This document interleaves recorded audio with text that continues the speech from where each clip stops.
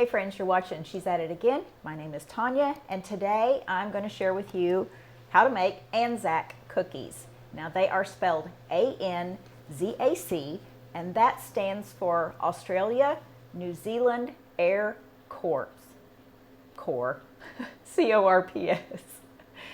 So these are cookies that, rumor has it, that these were what Australian and New Zealand moms shipped over to their sons who were in the military fighting a battle, because these cookies kept really well. Apparently they don't break easily, they don't do what cookies aren't supposed to do.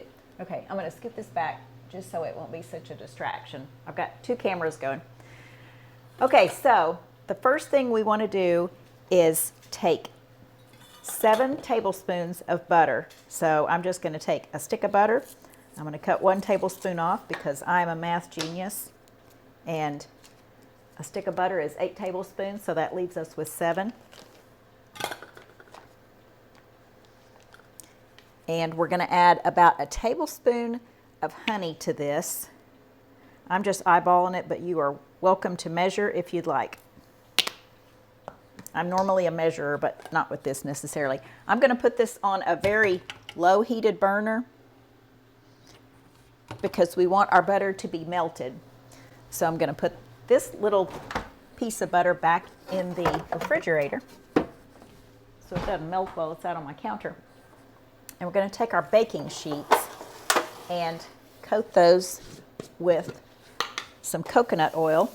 I had to take my sheets of parchment off these.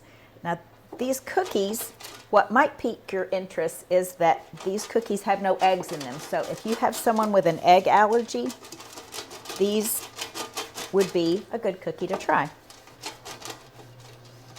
These have coconut and oatmeal in them, but the coconut will be pulverized where it's tiny, tiny, so it doesn't feel like you're, I always describe eating coconut as like eating grass, and I can't stop because it just doesn't chew up very nicely. But I love the flavor of it. I don't know of too many people who don't like the flavor of it, but a lot of them are like me and they say, I just don't like the texture of it. So I'm with you. I get the texture thing.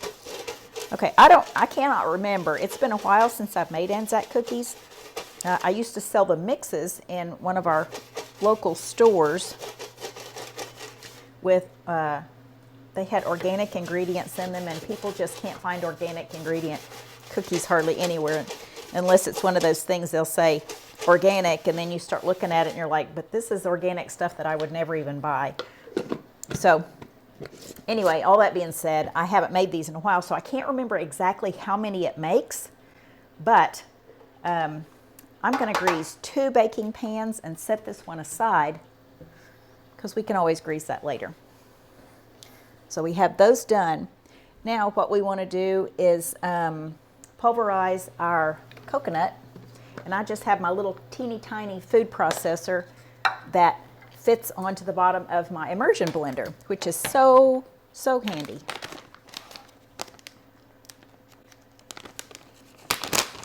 We're going to measure out 1 cup of coconut. Now this is unsweetened coconut. I want you to see what that is. It doesn't have sugar laden all over it, so you're not getting any extra sugar, but this has sugar in the recipe. We just don't need any more sugar. So this is my 1/2 cup measure, so I'm going to put 2 of these in there. It's just a little difficult to get a full 1 cup measure into the sack, so use a smaller measuring cup and do it twice.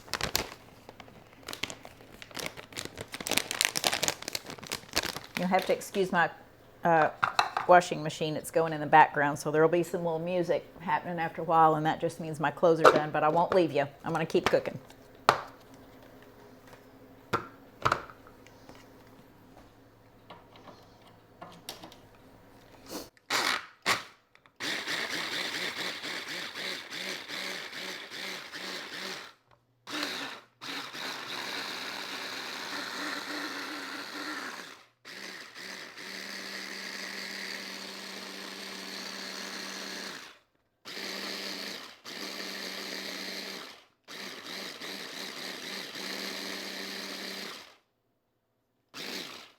Okay, I think that's pulverized enough.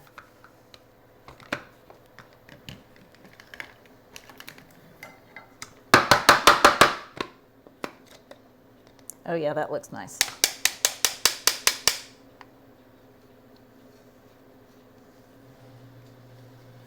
Now what you're measuring is, you're measuring a cup of it before you pulverize it. So it's probably going to be less than a cup once you get it pulverized, because it's going to take up less space in the cup. So we'll set that aside. And I'm going to get my mixer out.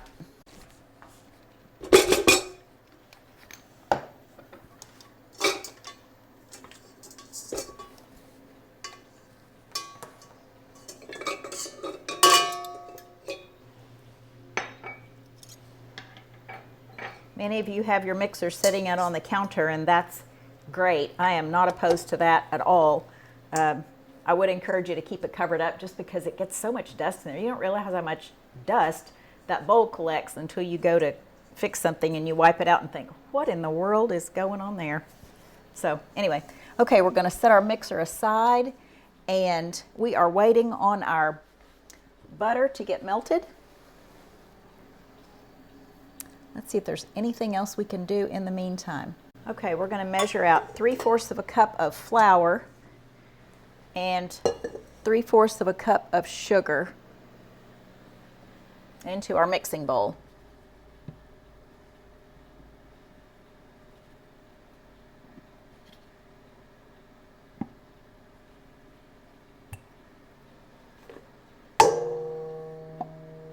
Normally with cookies, you would take your eggs and your butter and your vanilla and all those things and whip it up really, really good where it's soft, but these cookies are just completely different than that. They're just different. All right, with normal white sugar, if you use bleached sugar out of a bag, I would encourage you to look into unbleached sugar, which the brand name on it is called Zulka, Z-U-L-K-A, and it is non-GMO, it is unbleached, and it is real cane sugar. Now, if you buy store brand white sugar, number one, that has been bleached. And number two, if it does not say pure cane sugar, then it's probably from sugar beets. And most of those raised nowadays are genetically modified. Just so you know, that's what you're getting in that product. They're not going to say on there made from sugar beets. It's just going to say sugar, and technically it is sugar.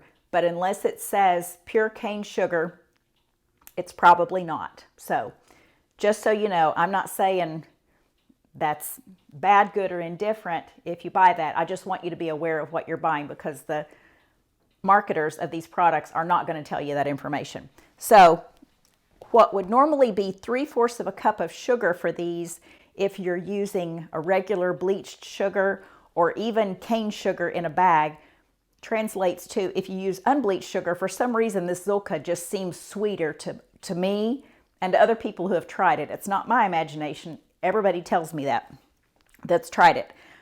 I tend to reduce it a little bit, so I'm going to be using about a 1/2 cup of this raw sugar that's unbleached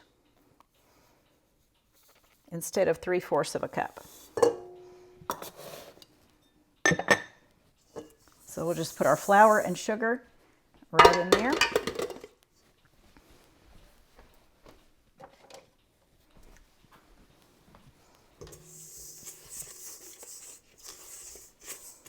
And really and truly, I could probably do this without the mixer. This could just be one of those cookies you make in a bowl. So if you don't have a mixer, this would again be your ideal cookie. Again, you don't have the egg to worry about whipping it up. So there's just so few ingredients in it. It's really a nice cookie.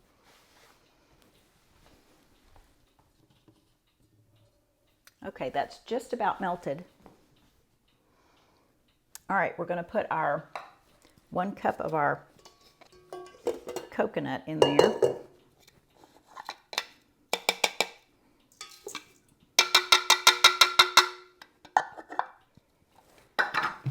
And then we'll add 1 cup of oats. Now these are quick oats, but you are welcome to use the old-fashioned rolled oats.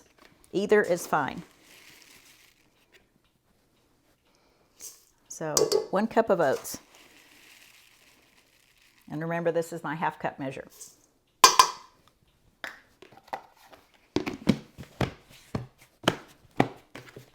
You like that small container of oats? You can tell we use a lot of oatmeal around here.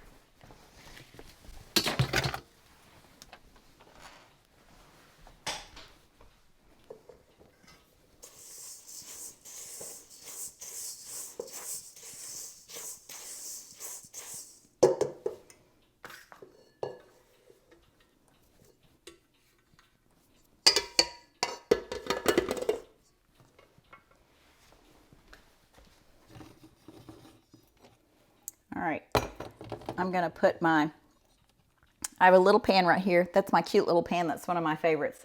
I'm putting it on here because we're gonna need a tablespoon or 2 tablespoons of boiling water in just a minute. So my butter is pretty much melted for the most part. Not completely, but hey, you're doing a video, you do what you gotta.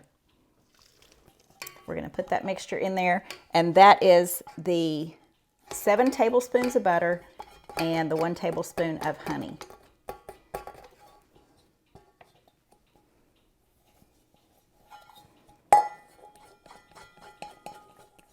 The original recipe that I have for this, and I can't remember where I found it years and years ago, called for Lyle's Golden Syrup instead of honey.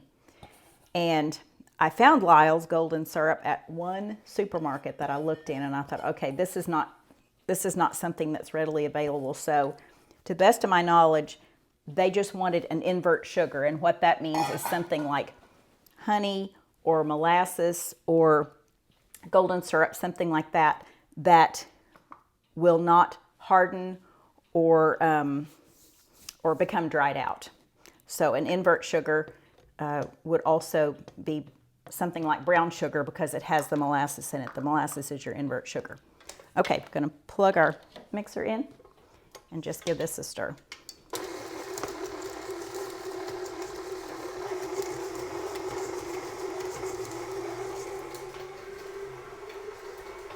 While that's mixing, I'm going to turn my oven on 350 to preheat.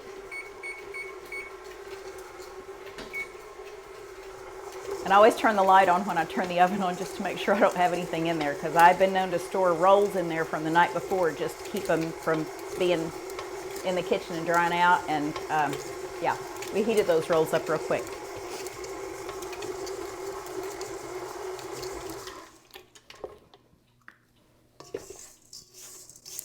Okay, I'm going to show you what this looks like. I'm going to take this camera and show you what this looks like. This is a grainy mixture. I'm hoping I'm getting that on camera. This is super, it just looks like, it just looks like coarse oatmeal, really. You can't even tell that there's flour in it. So I don't want you to think that it's supposed to be like a batter or anything.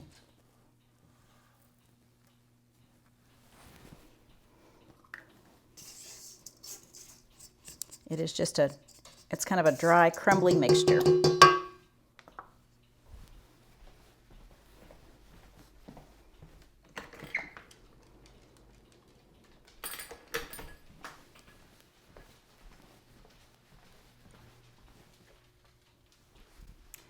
All right, we're going to measure out a half teaspoon of baking soda into a measuring cup. And this is a half teaspoon measure. So baking soda, not baking powder. Don't get the two confused.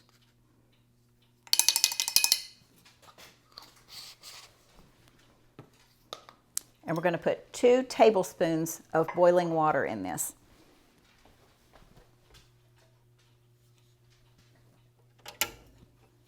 And that is boiling at this point.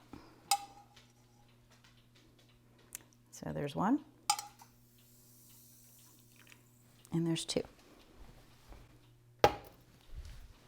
And the sound when it hits that water reminds me of Alka-Seltzer when you put it in water and it starts fizzing. That's kind of a cool sound. Okay, we're going to pour this directly in here while it's mixing.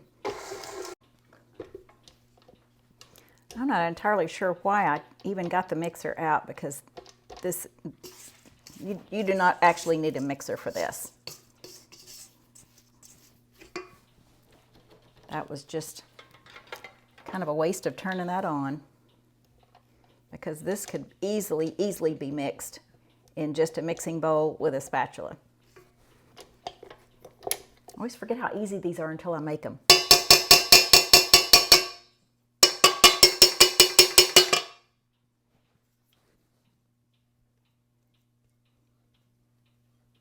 I have a friend here locally that her husband is from New Zealand, and she used to buy these mixes and make those for him. And I can't help but think, kind of like making, you know, chocolate gravy and biscuits for a Southern girl, or gravy and biscuits for a Southern girl. It kind of does something to you when you take that first bite and you get those memories of, oh, I used to have these as a kid.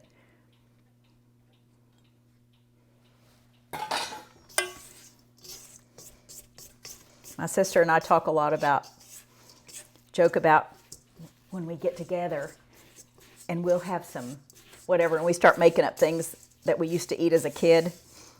And inevitably, the Spam and macaroni and cheese always come up, because we say if it weren't for Spam and macaroni and cheese, we probably would have starved to death, because that's what we ate when we were at home. Now, we were at my grandmother's house. That's not what we had.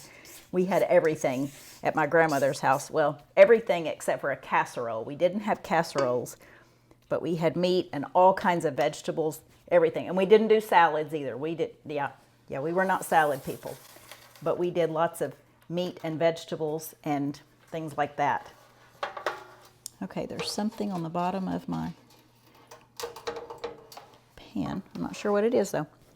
Okay, we are going to take our cookie dough scoop with a dasher in it, just like an ice cream scoop. And we're going to scoop these out. Now again, these pans are greased, so don't try to use it on something that is not coated with butter or coconut oil or something. So when I get this dough out, I want to show you what I'm doing here.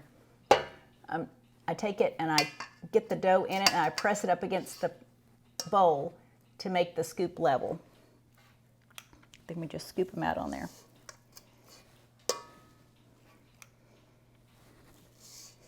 And we'll see how many we can fit on this pan.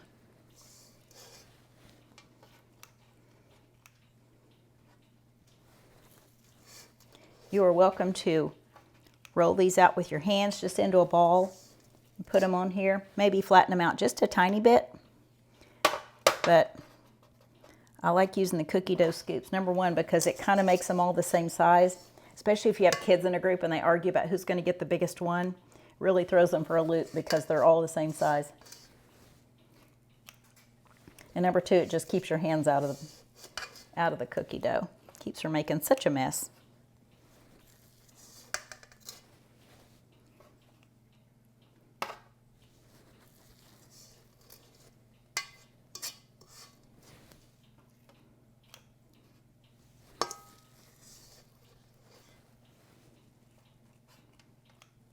Oops.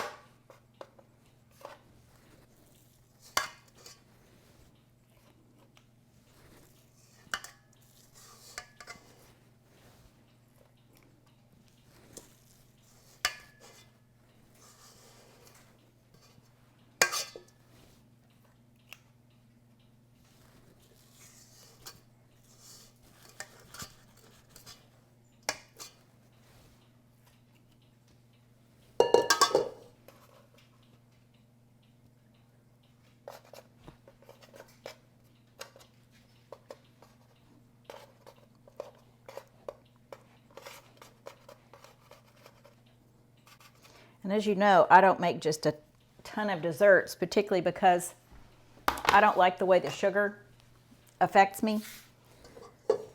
So you might be wondering why I'm making cookies. Number one, I wanted to show you how. And number two, I have a friend that's going to have a procedure done tomorrow, and we're going to take these to their house just as a way to say that we're thinking about you, and we hope you heal quickly and fully.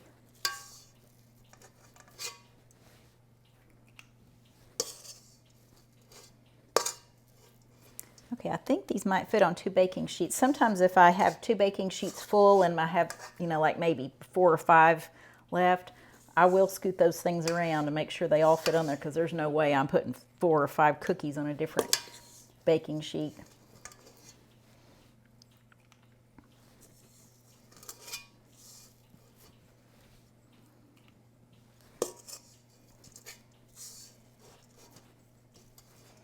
And yes, this is a kind of a crumbly, it's not really a dry texture, but it is a very crumbly texture. You're not going to have a problem with it necessarily sticking together if you try to roll them up into a ball. But I don't want you thinking that you did something wrong if it looks crumbly, because that's just the way it's supposed to be. But these turn out to be a beautiful crispy cookie. And even if people don't like coconut, now if somebody has a coconut allergy, please don't kill them just for the sake of, hey, I want you to try this cookie. But if people don't necessarily like coconut, but just the texture of it, but they like the flavor, they will like these cookies. These are actually really, really nice. Okay, I have enough for 1 cookie that I'm going to have to fit in here somewhere, so I'll just move them around.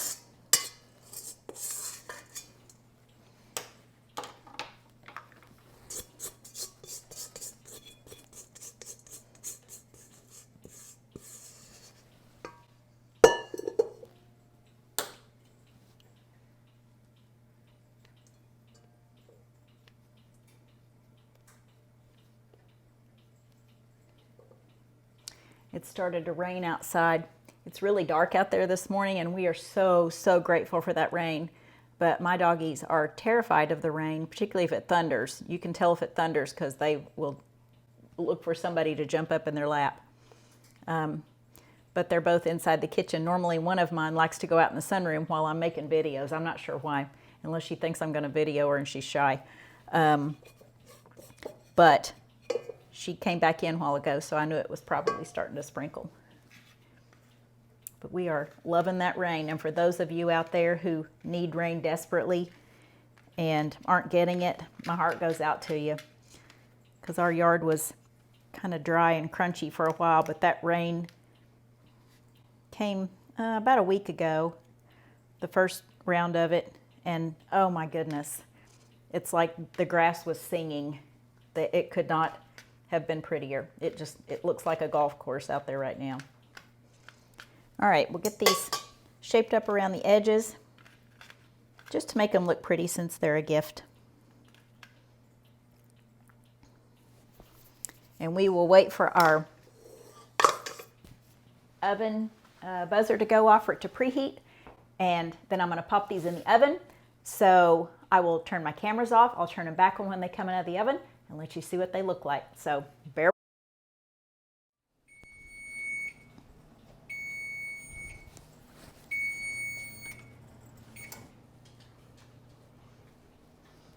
Okay, oven just went off and the cookies are done. Those have been in there for 15 minutes.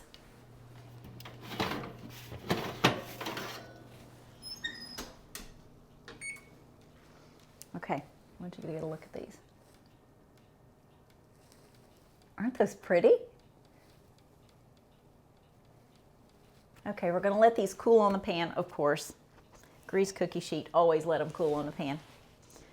All right, we'll get these packaged up somehow, make them look pretty so we can deliver them tomorrow, drop them off at our friend's house. So thanks for joining us, guys. Hope you enjoyed this recipe for ANZAC cookies. And anybody from New Zealand or Australia would love it if you would make them some of these, I think. So again, thank you for spending part of your day with us, and we look forward to sharing something again with you soon. Have a good day.